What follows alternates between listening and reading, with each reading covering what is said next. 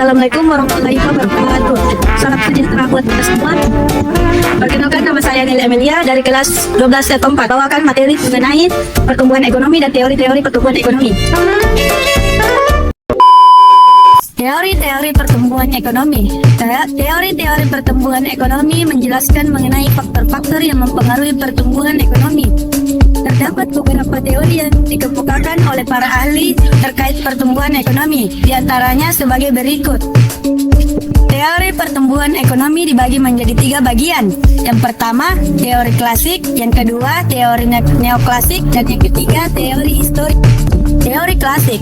Teori pertumbuhan ekonomi klasik sudah dikembangkan sejak abad ke-17. Ada 3 tokoh yang paling berpengaruh terhadap pemikiran teori klasik, yaitu Adam Smith, David Ricardo, dan Thomas Robert Malthus. Adam Smith, pertumbuhan ekonomi bertumbuh pada peningkatan jumlah penduduk.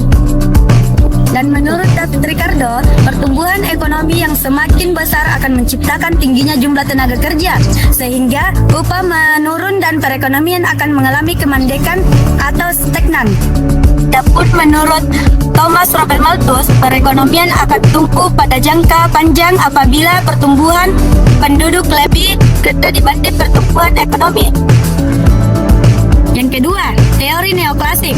Teori neoklasik mengkaitkan pertumbuhan ekonomi tidak hanya dipengaruhi oleh pertumbuhan penduduk saja, melainkan juga faktor lain seperti kewirausahaan dan investasi. Ada 3 tokoh dalam pemikiran teori neoklasik, yaitu Joseph Schumpeter, Robert Merton Solow, dan Harold Domar.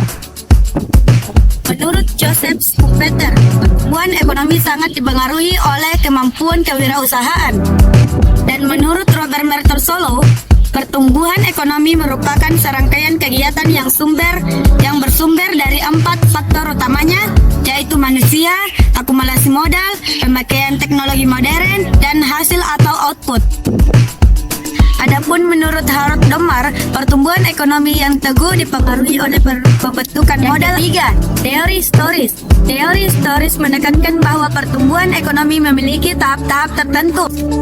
Terdapat 5 tokoh yang paling berpengaruh terhadap pemikiran teori historis, yaitu Friedrich List, Bruno Hildebrand, Karl Bucher, Werner Sombart, dan Walt Whitman Rostow. Pertumbuhan menurut Friedrich List yaitu berburu dan mengembara, berternak dan bertani, bertani dan kerajinan, kerajinan industri dan keniagaan. Dan menurut Hildebrand, pertumbuhan ekonomi menurut Hildebrand yaitu masa tukar menukar barang, masa tukar menukar dengan uang, dan masa tukar menukar dengan kredit. Menurut Karl Bucher, pertumbuhan ekonomi menurut Karl Bucher yaitu rumah tangga tertutup, rumah tangga kota, rumah tangga negara, dan rumah tangga dunia. Menurut Werner Sombart, pertumbuhan ekonomi menurut Werner Sombart yaitu zaman perekonomian tertutup, zaman perekonomian kerajinan dan pertukangan, dan zaman perekonomian kapitalis. Menurut Walt Whitman Rostow, pertumbuhan ekonomi terbagi menjadi beberapa tahap, yaitu masyarakat tradisional, lepas landas, dorongan menuju kedewasaan, dan konsumsi tinggi. Pertumbuhan ekonomi merupakan salah satu indikator yang sangat penting dalam menilai kinerja suatu perekonomian, utamanya untuk menganalisis hasil pembangunan ekonomi yang telah dilakukan oleh suatu negara atau suatu daerah. Faktor yang mempengaruhi pertumbuhan ekonomi. Yang pertama, kapital atau barang modal. Yang kedua, kemajuan teknologi. Yang ketiga, sumber daya alam. Yang keempat, sumber daya manusia. Sumber daya alam dapat meningkatkan pertumbuhan ekonomi suatu negara apabila dimanfaatkan dengan baik. Tidak semua negara memiliki SDA yang melimpah.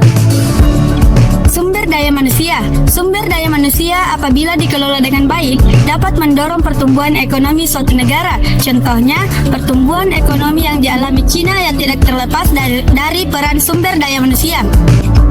Kapital atau barang modal. Kapital atau barang modal berfungsi sebagai alat untuk meningkatkan produktivitas perekonomian. Kemajuan teknologi. Kemajuan teknologi memiliki pengaruh yang besar dalam kehidupan manusia. Kegiatan perekonomian menjadi lebih cepat dan efisien dengan adanya teknologi. Perhitungan laju pertumbuhan ekonomi.